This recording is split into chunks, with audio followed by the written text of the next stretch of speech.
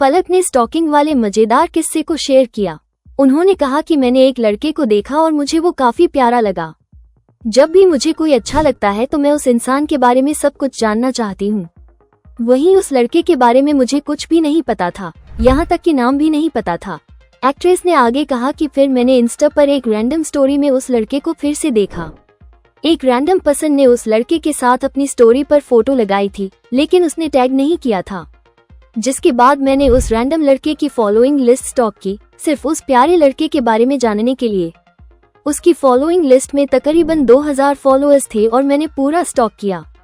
मैंने तब तक उसे स्टॉक किया जब तक मैंने उस प्यारे लड़के के बारे में पता ना लगा लिया हो।